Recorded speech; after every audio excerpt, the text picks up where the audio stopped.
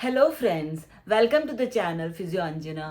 Friends, बहुत बार क्या होता है, हमें फ्रैक्चर हो जाता है, चोट लग जाती है और हमें प्लास्टर में रखना पड़ता है, हाथ को या लेग्स को इमोबिलाइज पोजीशन में रखना पड़ता है। और जब वो ठीक हो जाता है तो वो उस तरह फ्रेश नहीं निकलता, मोबाइल नहीं निकलता। वो जॉइंट जाम हो चुका होता है, फ्रीज हो चुका होता है। अगर आप जॉइंट्स को कुछ ही समय तक नहीं हिलाते तो हमारी बॉडी उस जॉइंट को जाम कर देती है। जैसे कि आपने देखा होगा कि एल्बो फ्रैक्चर्स के बाद भी अगर हाथ स्लिंग में रहता है तो हाथ हमारा एल्बो एल्बो हमारा जाम हो जाता है, मुड़ता ही नहीं, इसके आगे मुड़ता ही नहीं है, यहीं पर अटक जाएगा। कंधे में भी अगर कुछ आपका क्लेविकल फ्रैक्चर या यहाँ का ह्यूमरस हेड फ्रैक्चर हुआ है और आपने उसको स्लिंग में बांध के रखा है, प्लास्टर में रखा है, तो जब प्लास्टर खुलेगा तो आपका हाथ खुलते ही हिलने नहीं लगेगा, राइट? हिलने नहीं लगेगा। आपको उसको यहाँ पर अटक जाएगा, कंधा ऊपर नहीं जाएगा, साइड में नहीं जाएगा। आपको इसको एक्सरसाइज करनी होती है।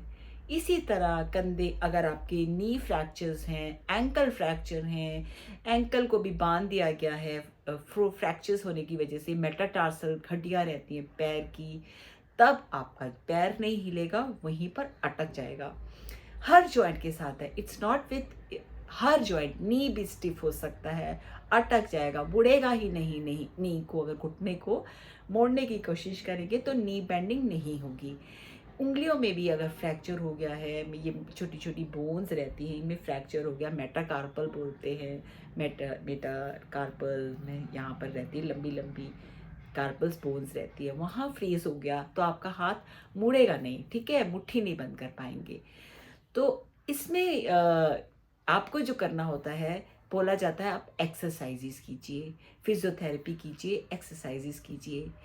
पेशेंट सोचता है कि मुझे एक्सरसाइज करना है, चलो मैं जिम ज्वाइन कर लेता हूँ, चलो मैं योगा कर लेता हूँ, कुछ भी करके मुझे तो इसकी एक्सरसाइज करनी है। इस आगे का मेरा वीडियो इसी पॉइंट पर है। फ्रेंड्स, फिजियोथेरेपी एक साइंस है, इट्स अ साइंटिफिक नॉलेज। आप हर मसल्स की एक्टिविटीज़ को हम लोग पढ़ते हैं, हर मसल का ऑरिजिन, यानी कि कहाँ से शुरू होती है, इंसर्शन यानी कि वो कहाँ पे जुड़ती है, उसका कौन सा एक्शन है, वो जब काम करती है तो कौन सी हमारी मसल मूव करती है। मैं बोलूँगी बाइसेप्स तो बाइसेप्स का एक्शन इज दिस, मैं बोलूँगी ट्राइसेप्स तो ट्राइसेप का action is this. So her muscle का एक एक्शन रहता है और हर मसल को एक जो एक्शन होता है उसको बहुत सारी मसल्स कंट्रोल करती हैं। सिर्फ बेंडिंग एक्शन है, इसको एक मसल नहीं कंट्रोल करती, बहुत सारी मसल्स कंट्रोल करती हैं, ठीक है। एक जो इसके साथ काम करती है, जो इसके ऑपोजिट ग्रुप ऑफ मसल होती है, यानी कि एक मोड़ती है तो एक उसको स्टेबलाइज करने का भी काम करती है, हमारी मूवमेंट को स्मूथ करने का भी काम करती है। एगोनिस्ट, एंटागोनिस्ट, फ्लैक्सस, एक्सटेंसस, एबडक्टस, एडक्टस, ये सब मूवमेंट्स के नाम हैं। तो ये हम एज अ लेमैन बहुत मुश्किल समझ नहीं पाते कि हमें कौन सी मूवमेंट करनी है। इतने ग्रुप ऑफ मसल्स में से हमें कौन सी मसल वीक है, हमें कौन सी मसल को ट्रेन करना है। तो जनरल हम लोग जब एक्सरसाइज करते हैं, पेशेंट्स जनरल चले जाते हैं, बोलते हैं हमें एक्सरसाइज करनी है। Friends, it's so dangerous, so dangerous, मैं आपको बता नहीं सकती कि आपका फिजियोथेरेपी मेडिकल इशू है, राइट? डॉक्टर ने एमआरआई करके, आपको एक्सरेज करके डायग्नोज किया है और आपको ट्रीटमेंट हुआ है, डायग्नोज हुआ है, फिर आपका ट्रीटमेंट हुआ है और अब आप हील हो गए हो। हील करने के बाद हीलिंग के और बिल्कुल फिट होने की जो बीच की स्टेज है, वो फिजियोथेरेपिस्ट आपको ठीक कर सकते हैं। अगर आप रैंडम एक्सरसाइजेस करेंगे, रैंडम कुछ भी करते रहेंगे, मैं तो एक्सरसाइज करूँगा, these are not normal exercises, ये मेडिकल एक्सरसाइजेस होती हैं। मेडिकल एक्सरसाइजेस में हमें जैसे assisted, passive exercises, active assisted exercises, इस तरह की एक्सरसाइजेस के पार्ट होते हैं।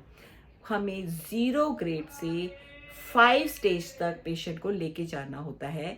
0 इज़ दैट स्टेज जब पेशेंट में फ्लिकर मूवमेंट, आपने अगर स्ट्रोक पेशेंट्स देखे होंगे तो उंगली में बिल्कुल वो पैर हिला भी नहीं सकते, हिला इन द सेंस, अगर सपोज दिस इज माय पैर, तो वो पैर की उंगलियों को अपनी सेंसेशन यहाँ तक ला भी नहीं सकते। अगर बोले कि मूवमेंट करिए, हिला के दिखाइए, तो ये जो मूवमेंट है दिस इज फ्लिकर।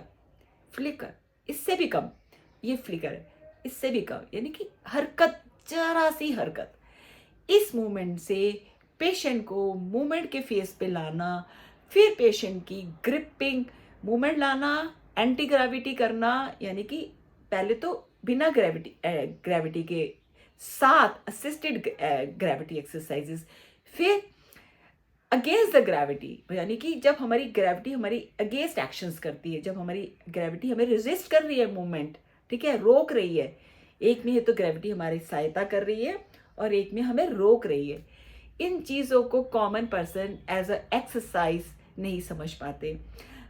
और हमें उसके बाद स्ट्रेंथ ट्रेनिंग तक लाना, पेशेंट की स्ट्रेंथ को इंक्रीज करना और उस स्ट्रेंथ की ग्रेडिंग को समझना। Physiotherapy is a magical science guys, magical science. इसकी इम्पोर्टेंस हमारी आजकल की मॉडर्न लाइफ में अगर कोई समझता है तो अपने बहुत से इश्यूज, बहुत से प्रॉब्लम से अपने आप को फ्री रख सकता है लाइफ लॉन्ग। और अगर हल्का फुल्का इशू होता भी है, अपनी कॉमन सेंस, अपने फिजियो से कंसल्ट करके गाइडेंस लेके स्टार्ट कर सकता है। मैं यहाँ ये नहीं कह रही कि आप एक फिजियो के कंसल्टेशन में आप क्लिनिक पे रोज चक्कर लगाना स्टार्ट कर दें।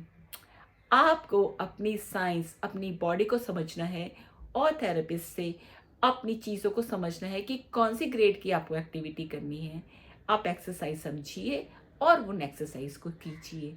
यहाँ मैं एज अ सोशल अवेयरनेस यही बताना चाहूँगी कि बहुत बार पेशेंट्स इस लॉजिक को नहीं समझ पाता और बहुत पेशेंट डैमेज होकर हमारे पास आते हैं, जिनको करेक्ट करना हम कोशिश करते हैं कोशिश, वो हमारे बस में भी नहीं होता, बिकॉज वो इतना डैमेज करके आते हैं जॉइंट को कि उनका वियर एंड टियर बहुत बड़ा होता है। आई थिंक इस पोजीशन पे मेरे साथ ऑर्थोपेडिक सर्जन, ऑर्थो सर्जन्स भी एग्री करेंगे, because physio and orthopaedic surgeon का जो साइंस है दे गो साइड बाय साइड।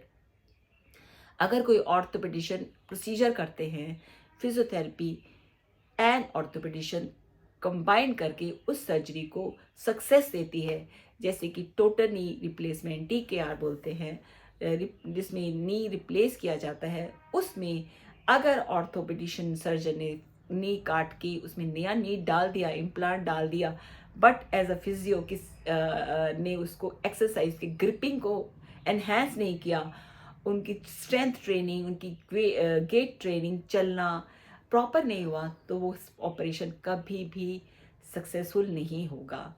तो इसी तरह हिप रिप्लेसमेंट सर्जरीज हैं। तो फिजियोथेरेपी का रोल बहुत वाइड है, वास्ट है। हर फील्ड में physio is a way of life.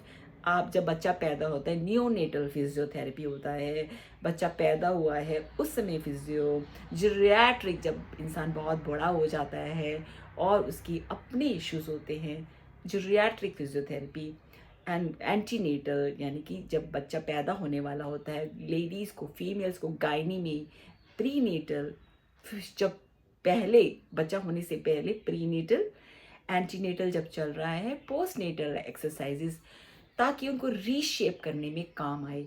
ये cardiac physiotherapy, burn physiotherapy, burn wards हैं, आप जाइए सफदरजंग में बर्न वार्ड्स हैं, आप वहाँ देखेंगे कि क्या करते हैं फिजियोथेरेपिस्ट। मेडिकल वार्ड्स में मेडिकल फिजियोथेरेपी, मेडिकल यूनिट के साथ, हर डिपार्टमेंट के साथ फिजियोथेरेपिस्ट एसोसिएटेड रहता है। मैं आपको यही कहूँगी, अगर आपको डॉक्टर या आपको एक्सरसाइज करने के लिए एडवाइस किया जाता है तो आप फिजियो से कंसल्ट करिए और उनकी गाइडेंस लेके एक्सरसाइजेस करिए, अपने आप को हार्म नहीं करिए। Thank you friends for watching this video and you can subscribe to my channel if you like to hear more physio topics like this. And thank you friends for watching this video, and you can share this video to your friends who might need this. Bye for now.